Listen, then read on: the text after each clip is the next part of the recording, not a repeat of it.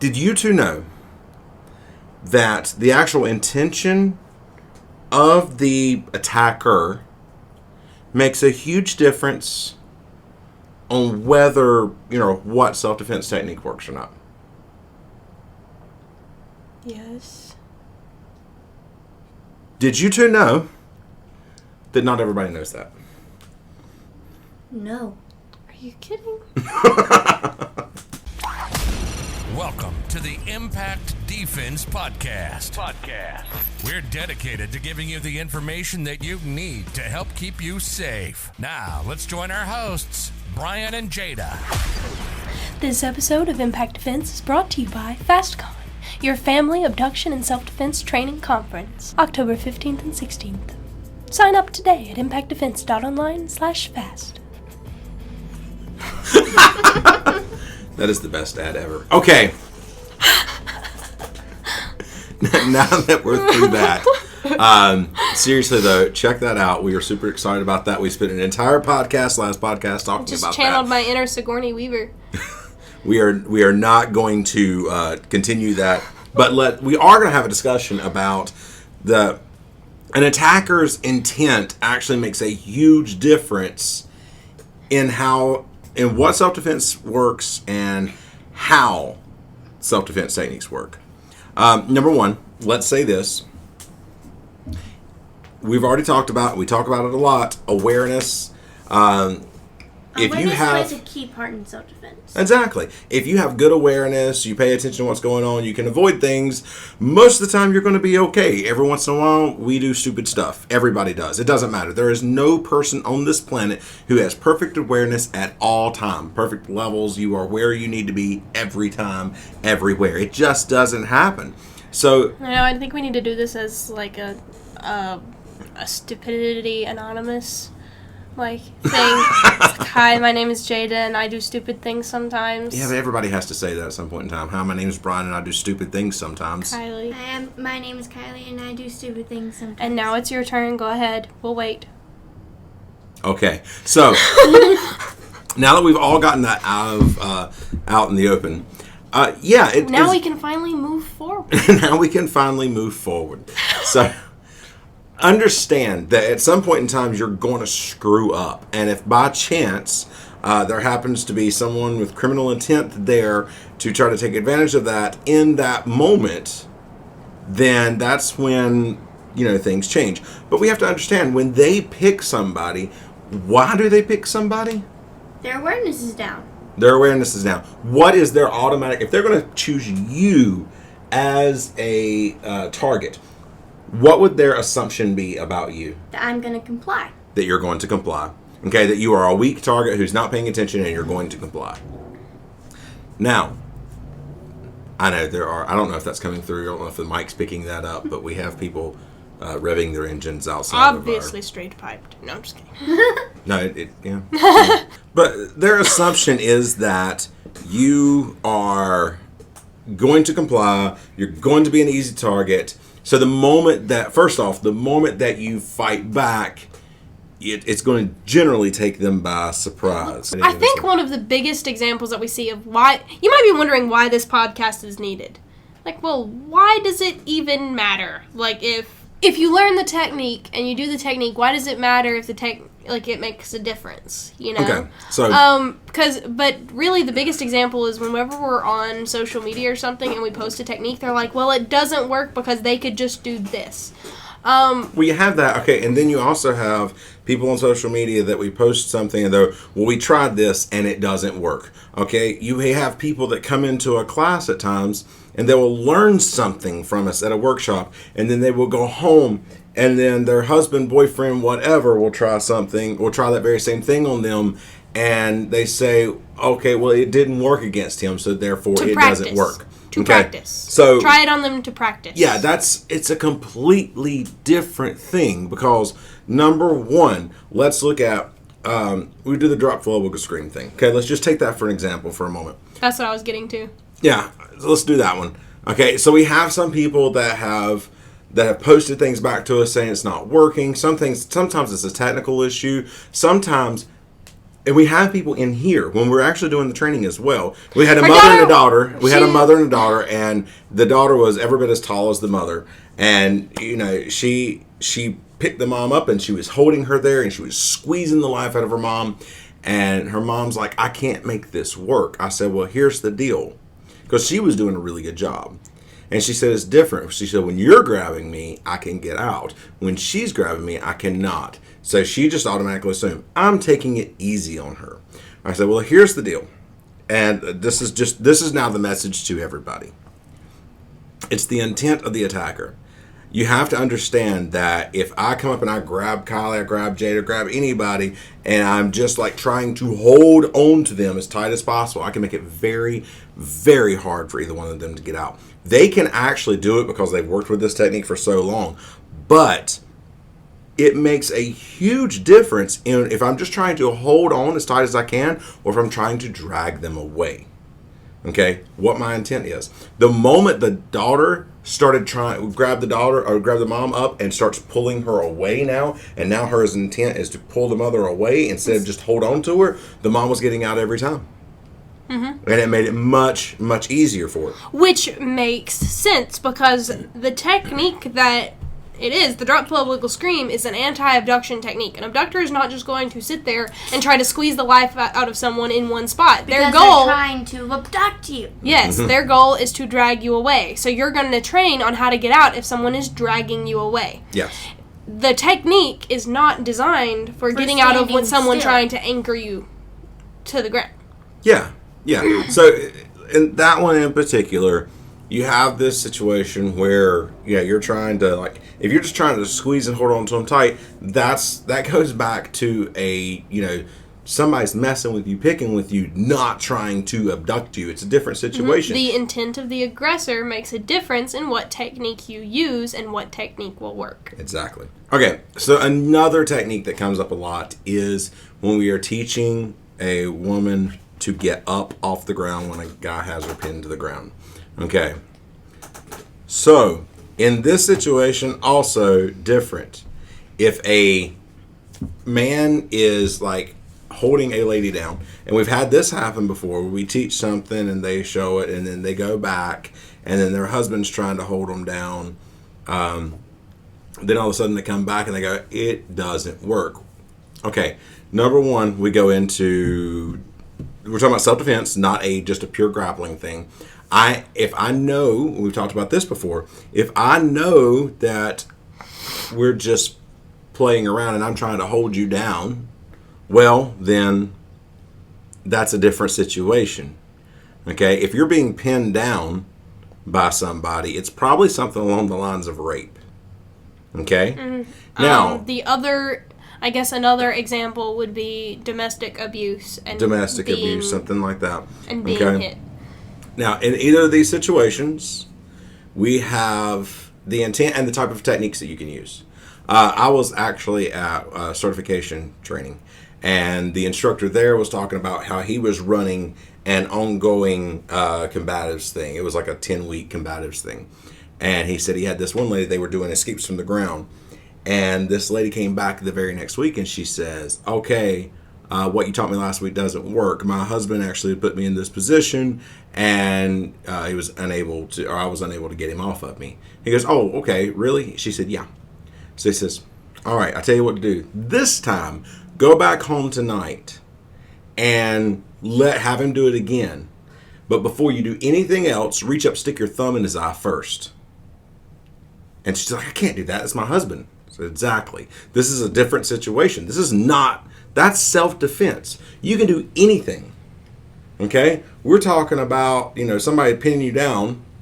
They're sitting right there. Reach and grab the groin and just grab and twist. Okay?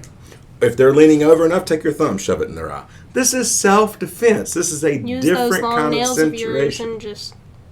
Yeah, this is a completely different situation. Okay?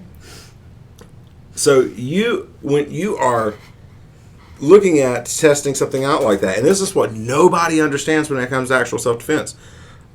When I'm looking at testing out something like that, then if I can make it against someone who is 100% resisting in a practice mode and all they're trying to do is stop me from getting up, then I can get out when somebody is trying to do something else to me while I'm trying to hold me down and I'm trying to get up. That's a completely different thing. Because their full focus is not actually on pinning you to the ground. Their focus is going to be deflected. It's the same thing with the drop vocal scream, the problem that those two had, but then she didn't have the right concept, so she moved and she got out. Yeah, once people are in the right frame of mind, it becomes a lot easier to get out with proper technique. Also, once you realize, I'm free to do anything I need to in this situation, grab their groin, twist, stick your thumb, shove it in their eye, bite them, whatever you have to do, that all makes, that I would never do that. Rip an ear off. Yes. Okay? And a little known fact, the human ear takes about 12 pounds of pressure to actually rip right off the side of your head. Not suggesting that we go around and start doing this to people. But if the situation calls for it, and you can grab one, go for it. Do it. It makes a huge, huge difference in a self-defense situation. Number one, you're allowed to do a lot more. And Probably make your yelling more effective. I'm sorry. Number two, because they'll be screaming as well. Number two, it's like, you can't yell, make them scream for you. Kylie's over here getting the shutters. But anyway, number one, you can do pretty much anything at that point in time. You have no limits. And number two, their focus is almost always split. Number one, holding you and dragging you to a van or vehicle. Number one, are also on the other side, like holding you and possibly trying to rape you or hit you or whatever else. Anytime their focus is split in that situation, it makes opportunities much, much better. Now, I used to fight in mixed martial arts. We've already discussed this. Okay. Now, I used to fight in mixed martial arts. We know that. We've talked about this before. When I was in mixed martial arts, I was fighting against a guy, like one of my first, like, decent-sized, bigger fights. My nose was broken in, like, the first 15 seconds, and it really, really sucked.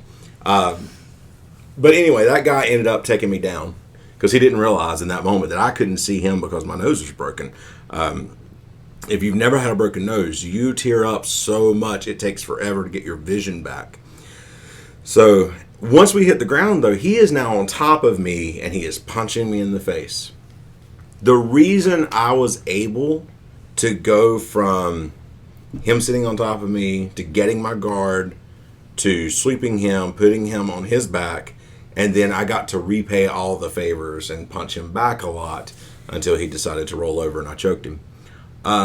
The only reason all that happened is because his focus was split in the moment, and while he's trying to hold me down and punch me, it leaves openings. You always have openings in that situation. So when somebody is trying to, even if they're just trying to hold you down and hit you, you have openings to do things. And the whole thing is, train. Even against a trained martial artist. Yes. Yeah, obviously this dude is trained. You don't jump into the ring or a cage. And you high-five each other afterwards. Yeah. He came over and after I choked him and, all that kind of stuff, he came over and, like, hugged me and said, it was an awesome fight and blah, blah, blah, and everything else. So for those of you who think this sounds really violent and awful, it's violent, but it's not awful. Yeah. No, they're not weird. evil people. They're nice. No, everybody that meets me in that circumstance, especially the time I was fighting, was like, I can't believe you fight. You don't seem like the kind of guy who will fight. I'm like, I'm super competitive. And it's just fun. So I have anger issues to work out. no, I never really had issues. I know, I'm just kidding. We're off subject here. Someone with anger issues shouldn't fight. I agree, because people with anger issues are easier to fight. I fought some of those guys. Honestly, if you come up against, they don't understand that they're working out some type of anger while they're fighting, those guys are a lot easier to fight. Those are the people that you can just automatically you can just kind of piss them off as you're fighting with them, because you make the fight harder than they want it to be, and then they get mad and start swinging extra hard, and then you just stay out of range and hit it. Yeah, their intention is to work out anger issues, and your intention is to win. Because that's always my intention, because I'm hyper competitive. But the intention of the fighter makes a difference. You can work out anger issues and still lose. Yep. But you can't want to win. I had a few of those times where people worked out anger issues and I beat them. So, there's that. while we are off subject, let's talk about Atomic Bear. Atomic Bear has some of the best tactical pins out there. I have one, my dad has one, Jada has one. So if you go to the coupon code Impact Defense, you get 20% off anything that you purchase. That would be if you use the coupon code Yeah. Impact Defense. No, you need to go to theatomicbear.com. All right, so back on subject a little bit. Sorry for the rabbit trail. Basically, what we're trying to get across with this is everybody looks at, and we've talked about this before, how everybody thinks that criminals are almost like super villains in the fact that no one can defeat. yeah, That's so a lie. yeah, a few podcasts back, we were talking to Dutch in the USA, and he was talking about Cool, dude. he was talking about one of the things he wanted to do was movies portray abduction situations as almost impossible things to escape, and he's like, actually, a lot of these things are not that hard. Well, we're kind of doing the same thing here when it comes to actually defending yourself against attacks. Or preventing it from happening in the first place. Exactly. Like that movie, Taken. Those girls were so dumb. I have not seen that movie. You haven't? I don't think I I haven't. should. Okay, so they basically Probably not. lied to their parent, or lied to the one parent that could actually help them if something happened, about where they were going and what they were doing. And they decided to stay in a place that no one else was, in a foreign country. And they get off the plane, and they meet this dude and split a cab with him, and tell him where they were staying. And he was there when they, accessed it and everything, so he knows how to get into the house and exactly what floor they're staying on, and the layout of it. Oh. And he comes back with his friends while they're, blaring music that they can't hear what's going on around them, and Okay. they just take them. So this brings up our DDSS rule. Don't do stupid stuff. We say you can be safe. So don't do stupid things with stupid people at stupid places at stupid times. Yeah, so if you can avoid that. I hate hearing, and I've heard a self-defense instructor say this, and this pissed me off to no end, okay?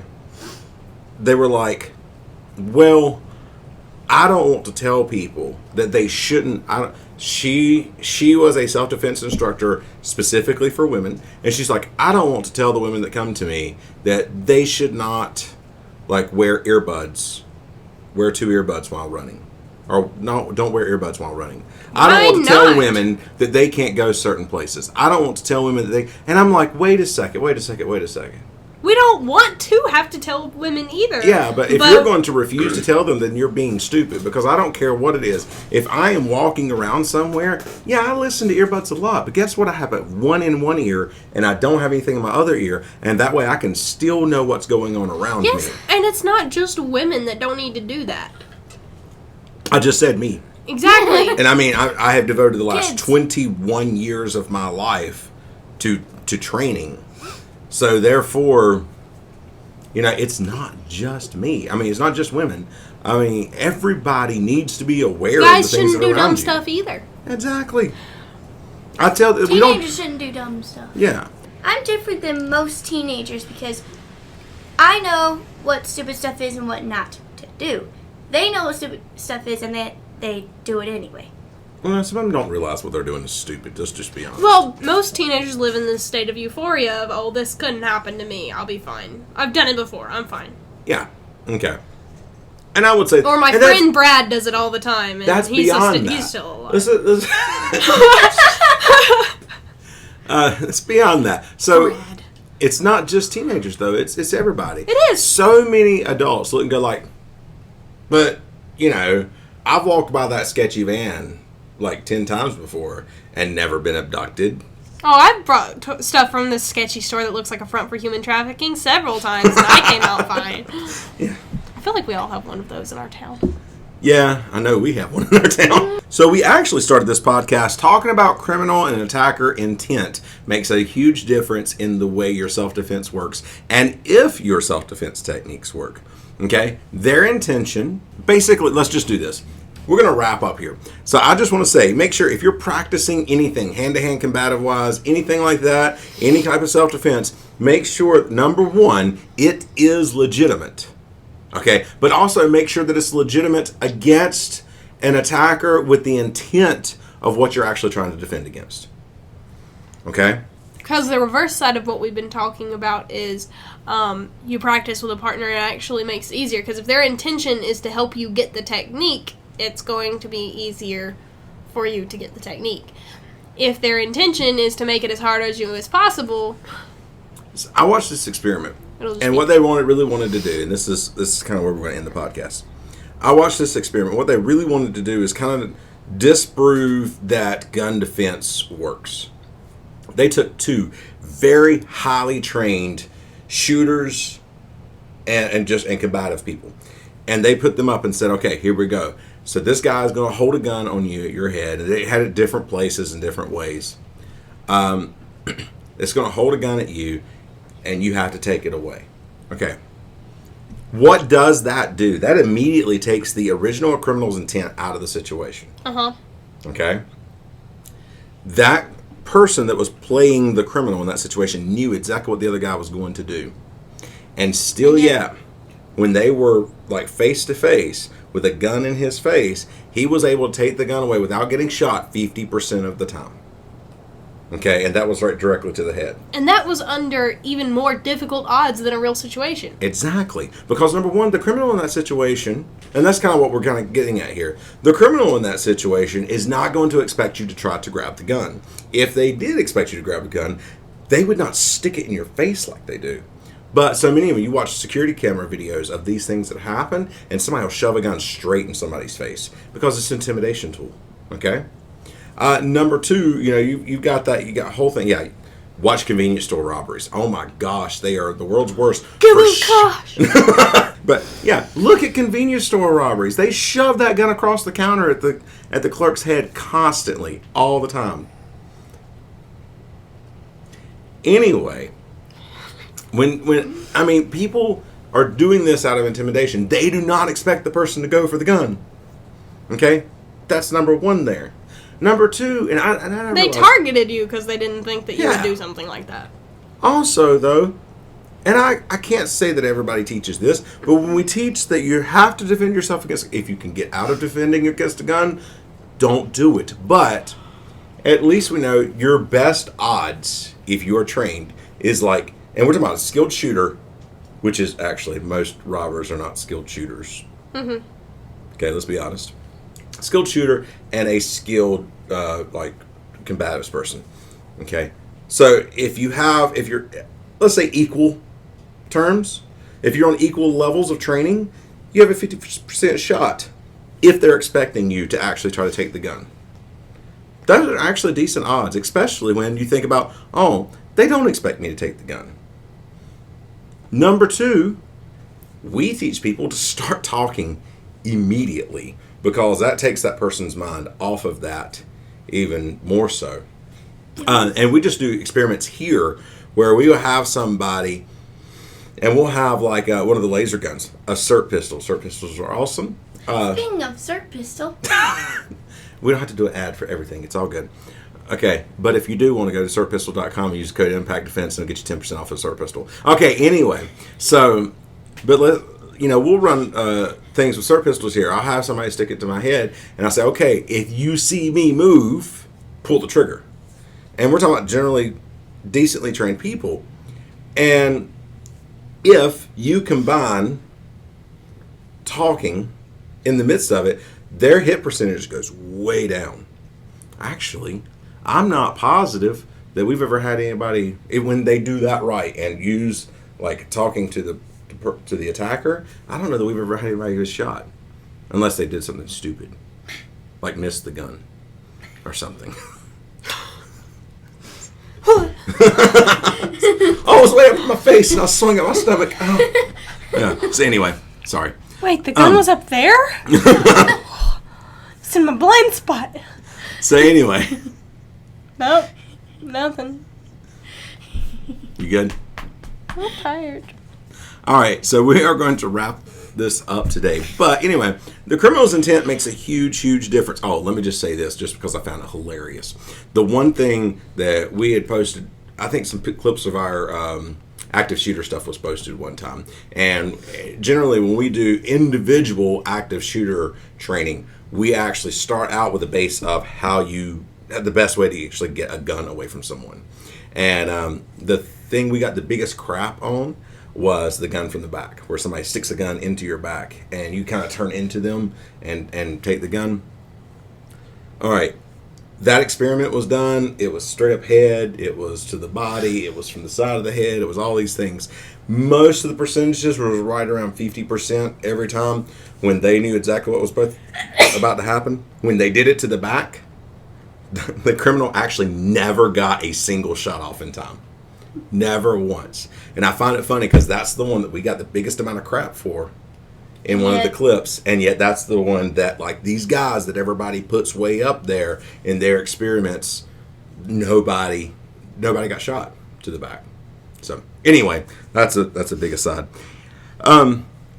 Criminal intent makes a huge difference on your ability to actually defend yourself. The most common example that we use in our seminars for this is whenever we tell women how to carry a purse to avoid a purse snatching. Yeah. And that's cross-body carry or something like a backpack or something, just where it's not that easy to just pull it off of one shoulder. Yeah. You know, and the biggest objection that people have had to carrying the purse that way is if even some trained people have tried to say that if you carry your purse that way, then whenever they go to take the purse, they're pulling you along with it. Let me just say something.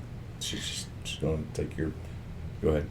A purse snatcher is going after your purse, not you. So, that kind of doesn't work. They're not just going to turn into an abductor if it's crossbody. She stole your thunder. Okay. Well, if they can't... if a purse snatcher can't get your purse on the first try, they're not just going to turn into a kidnapper just because you're coming along with the purse. It doesn't work that way. This is the most common example that we use in our seminars of the person's intention changing whether a technique works. If the person's intention is to abduct you, then them pulling you along with the purse is going to help them. If their intention is to take your purse, it's going to deter them from trying to take your purse, and that is a purse snatching avoidance technique. Yes. So, and I think a perfect example, a perfect real world example of the whole abduction thing was the guy who tried to abduct the 11-year-old girl at knife point, and she basically just kind of like dropped down, tripped him up, he fell. And what does he do? He doesn't jump on top of her. He doesn't do all of these things that everybody keeps coming back to us asking about. He doesn't. He runs away. You know? Because she just made it super easy for him to get caught. Yep. And she made it very hard for him to actually get her to the van, which is our main point in that situation. All right. Anyway, guys, thank you very, very much for listening to the podcast today. I hope you got something out of it. I hope you enjoyed it. I hope we made you think a little bit. Don't forget about FastCon. ImpactDefense.online/fast. Thank you guys so much for listening. Have a great day. See you guys. Bye. Thank you for listening to the Impact Defense Podcast. If you'd like to learn more about how to keep yourself safe, check out the articles, videos, courses, and seminars at www.impactdefensenc.com. We also do training for security teams, churches, businesses, groups, and more. Stay sharp, stay focused, and train hard.